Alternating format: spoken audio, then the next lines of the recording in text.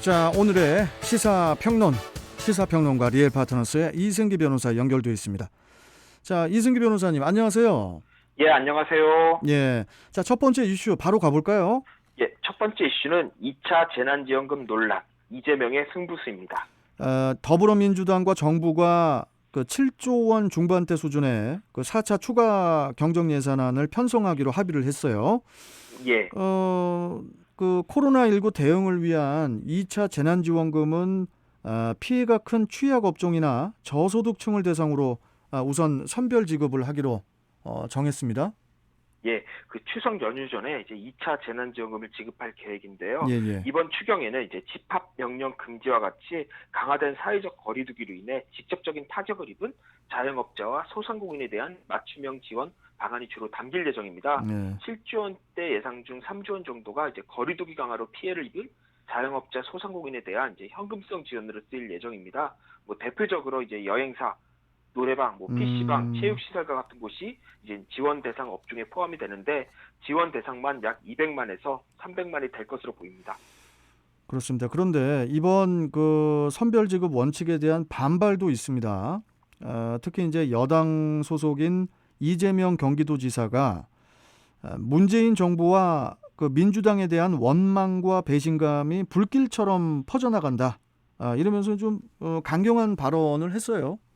예, 이 지사는 이제 적은 금액이라도 전 국민에게 골고루 재난지원금을 지급하자 이런 입장이었는데요. 네. 이 지사가 자신의 SNS에서 남긴 글에서 이제 미안합니다라는 제목을 통해 이제 젊은 부부가 생활고에 결혼 반지를 받았는데 이번에 지원 대상이 되지 못할 가능성이 높다라는 글을 읽었는데 눈물이 매우 났다라는 말까지 했습니다. 이는 이 지사 특유의 이제 감성 정치, 선명성 정치를 보여주는데요. 정부 여당조차도 이제 선별 지급을 결정할 정도로 국가 재정이 이제는 어렵습니다. 또한 소상공인과 자영업자에 대한 집중 지원이 필요한 상황인데도요. 이 지사는 이제 좀 감성적인 내용의 글을 올리며 전국민 지급을 주장을 하는 것입니다. 예. 그 전국민 지급이라는 이슈를 선점하고 이를 계속 이끌어감으로써 이제 현 정부와 대권 라이벌인 이낙연 대표의 차별성을 부각하는 거 아니냐라는 이제 그런 의도로 보이는데요. 특히 보수 야당인 국민의힘도 선별 지급을 계속 주장했습니다. 이번 정부 여당의 결정과 같습니다. 그렇다 보니까 이 지사는 적폐 세력과 악성 보수 언론이 해시의 미소를 지은다라는 표현까지 쓰면서 정부 여당과 보수 세력을 함께 묶는 그런 무리수도 좀 보였는데요. 또한 이제는 불공정에 분노한다라는 표현까지 이제 그래서 썼습니다. 문재인 정부의 가장 큰 아킬레스전인 이제는 공정 부분까지 언급을 한 건데요. 결국 이제 정부 여당과 나는 다른 길을 가겠다라는 그런 선언으로 좀 보입니다. 이재명 지사가 이렇게 또 수위 높은 발언을 한 이유가 뭔지 일단 좀 궁금한데 그 뭐 선별 지급이냐 뭐 전 국민 그 지급이냐도 결국 정책 결정권자의 판단인데 굳이 이 정도 발언을 할 필요가 있었을까요? 예. 이는 그 이 지사의 고도의 정치적 노림수로 보는 게 맞는 것 같은데요. 차기 여권의 대권 후보가 되기 위해서는 이제 친문 세력의 지지가 필요합니다. 예. 근데 이 지사는 이제 친문 직계도 아니고 오히려 친문과는 약간 좀 불편한 관계입니다. 어차피 친문 세력이 직계인 김경수 경남도지사나 혹은 친문 주류로 편입되고 있는 이낙연 대표를 지지하는 것이 어느 정도 확실한 이상 이 지사로서는 당 밖에서 국민들의 지지를 결집시켜서 이를 세력화해서 대권 경쟁에 뛰어드는 것이 뭐 유리하다 이런 판단을 한 것으로 보이는데요. 앞으로 이 지사와 정부 여당 간 이번 재난지원금 이외에도 여러 부분에서 치열한 논쟁이 있을 것으로 보입니다.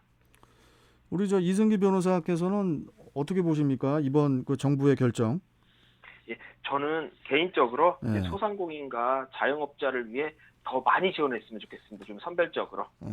워낙 주변에서도 이제는 자영업을 하시는 분들이 뭐 말 그대로 개점 휴업을 하면서 너무 큰 손해가 많이 발생을 하다 보니까 이번에는 좀 뭐 다수의 국민들한테 골고루 가지 못하더라도 좀 선별적으로 하는 게 좀 필요하지 않나라는 좀 생각입니다. 지금은 손해를 본다라는 표현의 기간은 지났다고 보거든요. 제 생각에는. 예, 이제는 망해가고 있어요.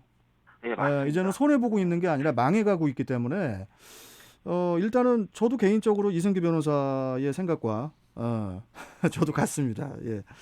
자, 일단 뭐 다음 이슈 전해주시죠. 예, 두 번째 이슈는 방탄소년단 병역 특례 논란입니다. 병역 특례 논란.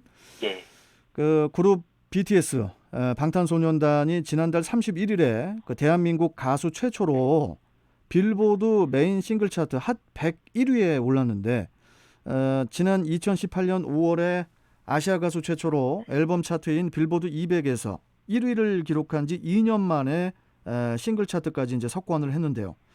뭐 그렇다 보니까 이제 병역 특례 적용을 주장하는 그런 목소리가 또 나오고 있어요. 예, 뭐 방탄소년단 인기는 뭐 세계적인데요.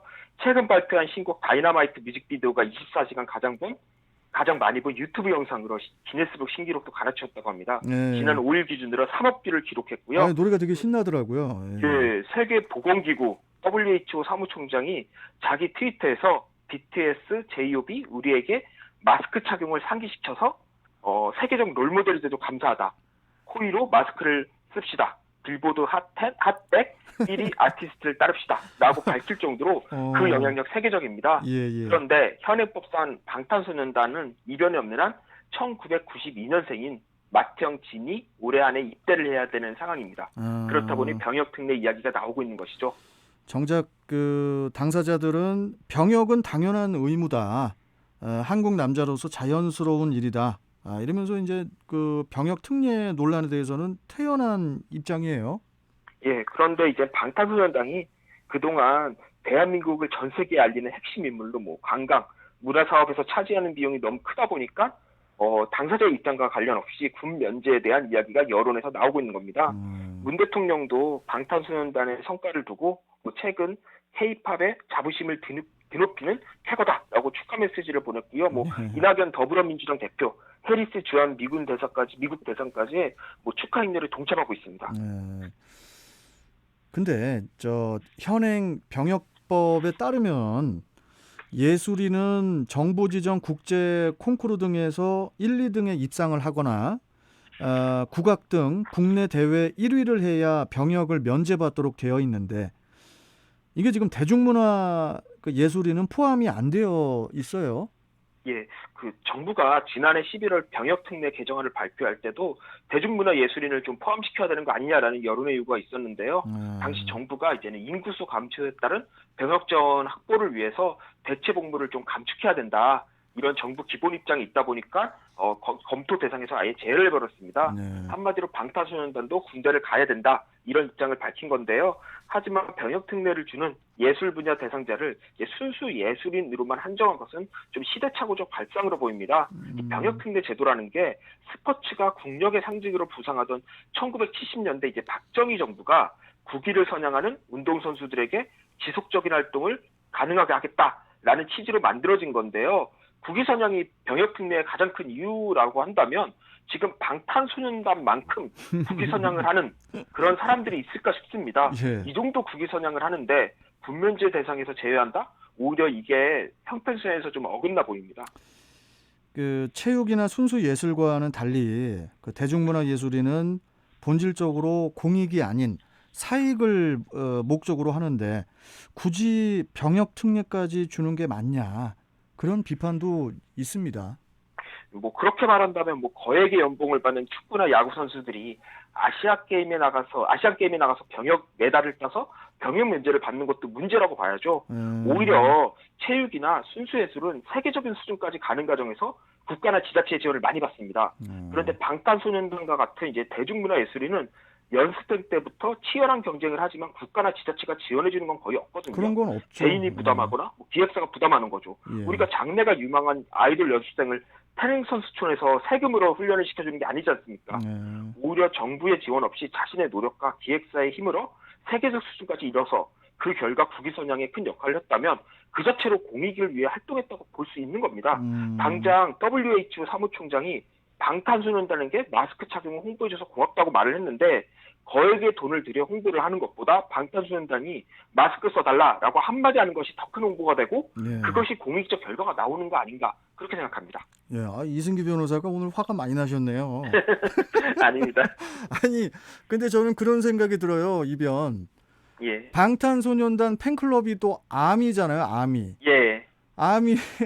아미고 방탄소년단 뭔가 좀 이게 군대 느낌도 나거든요. 제 생각에는. 예. 예, 그렇기 때문에 방탄소년단 멤버들이 좀 잠깐이나마 좀 뭐 이렇게 제 개인적인 생각이에요. 어떤 혜택은 좀 있었으면 하고 예, 조금 그래도 좀 잠깐 갔다 와야 되지 않나 이런 생각도 드는데 예, 그러게요. 아무튼 뭐 나중에 또 BTS 관련해서 이야기 또 나눠보도록 하겠습니다. 자, 오늘 말씀 잘 들었습니다. 고맙습니다. 예, 감사합니다. 네, 자, 시사평론가 리얼파트너스의 이승기 변호사와 함께했습니다. 요즘 서구 평생학습관에서 하는 비대면 프로그램이 그렇게 좋다면서요. 맞아요. 어학의 스포츠 강좌, 친환경 공예, 자격증 취득 과정까지 정말 다양하더라고요. 더 좋은 건 프로그램에 따라 SNS나 이메일 개별 코칭, 오픈 채팅방까지 맞춤형 비대면 교육을 하잖아요. 코로나 때문에 마음이 심란했는데 강좌 들으면서 힐링하면 딱 좋겠네요. 자, 그럼 서구 평생학습관 032-560-0875로 연락해볼까요? 네네. 이 캠페인은 무한한 잠재력과 가능성을 안고 대한민국의 중심으로 커가는 서구와 함께합니다. 떴다! 연수라이프 영상 공모전. 연수구에서는 우리 모두의 이야기를 담아주세요. 총 시상금 500만 원. 함께 공감 공유할 수 있는 진솔하고 따뜻한 우리 주변의 인물 이야기도 좋고요. 조금 특별한 일상을 살고 있는 나와 꼭 알리고 싶은 인물의 이야기 모두 가능합니다. 연수구 인물 이야기를 담아줄 사람이면 누구나 장르 불문. 연수라이프 영상 공모전으로 10월 11일까지 보내주세요. 자세한 사항은 연수구청 홈페이지를 참조하시면 됩니다. 이 캠페인은 함께 여는 미래, 더불어 누리는 연수구와 함께합니다. 우리 동구에선 교통약자를 위해서 인천 최초로 동구 공영버스를 도입했습니다. 동구 골목골목까지 버스가 다니게 되어서 어르신과 장애인, 학생, 주부 등 교통약자 모두가 아주 편리하게 대중교통을 이용할 수 있겠죠.